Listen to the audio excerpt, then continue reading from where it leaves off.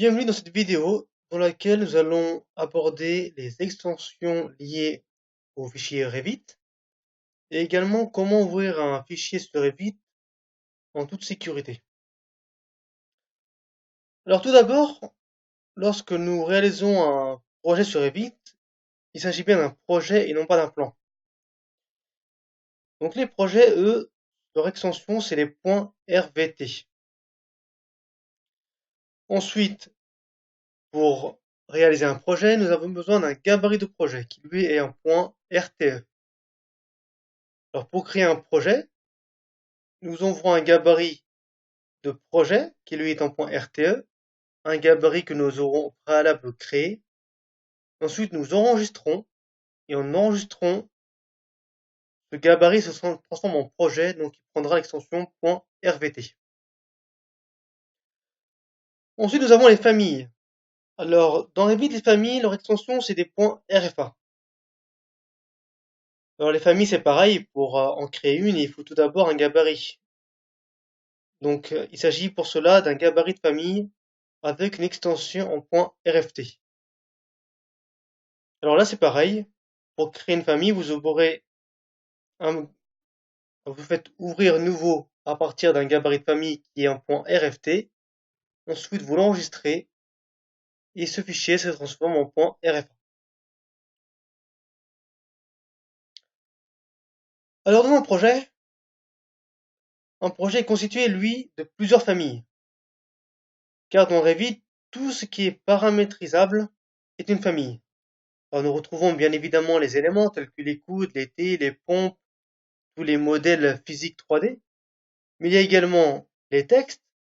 Ça peut être une notation d'une pente, d'un niveau, d'une canalisation. Vous pouvez avoir une annotation d'un texte en rouge pour l'aller chauffage, une annotation en bleu pour le retour chauffage, etc. Nous retrouvons également des familles pour les présentations.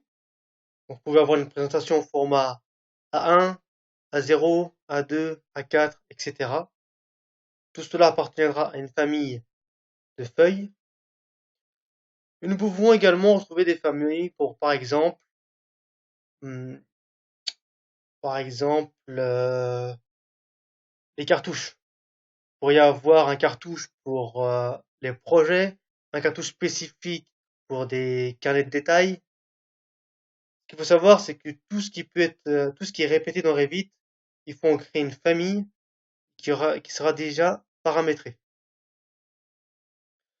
Donc un projet qui est en extension .rvt est constitué d'un nombre inconsidérable de familles en .rfa. On vous invite tout de suite à ouvrir Revit. Donc vous arrivez sur la page d'accueil qui est celle-ci.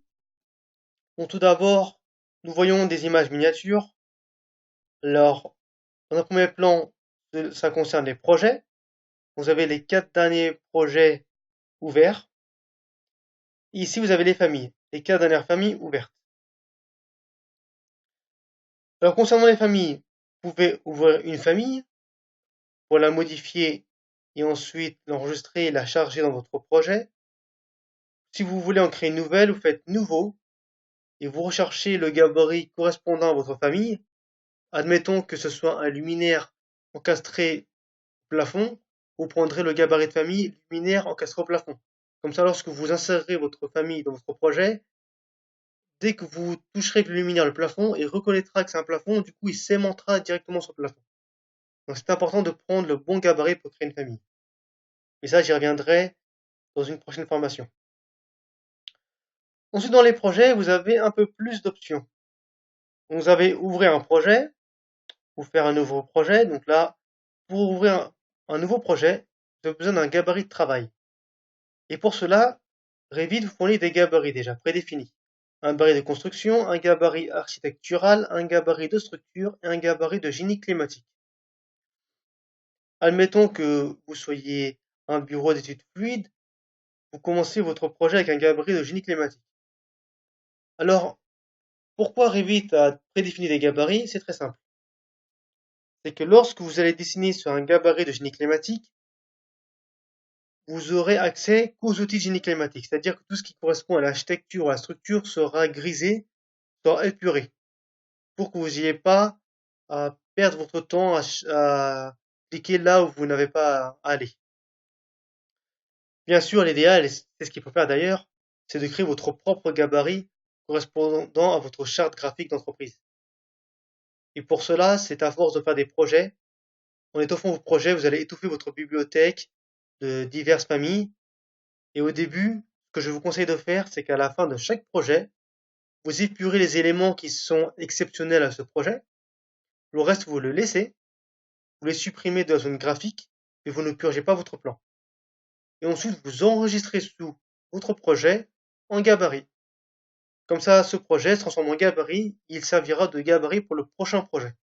Vous allez faire comme ça, en étoffant au fur et à mesure votre gabarit jusqu'à avoir un gabarit final qui correspondra exactement à votre charte d'entreprise.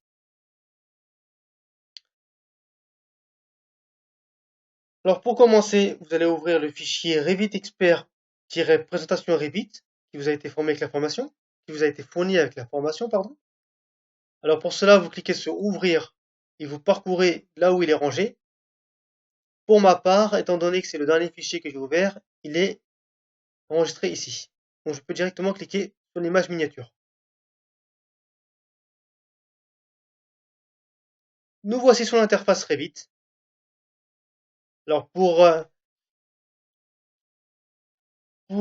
bien expliquer comment on enregistre en fichier gabarit un projet qui est terminé, admettons que mon projet actuel est terminé, donc la zone graphique est toute blanche, les éléments de bibliothèque sont mon projet mais pas visibles à l'œil. Vous cliquez sur Fichier, Enregistrer sous et Gabarit. Et vous voyez ici ensuite qu'il est en .rte. Donc en cliquant sur Enregistrer, ça me crée un fichier gabarit. Voilà, le premier module est terminé. Je vous dis à tout de suite pour le deuxième module.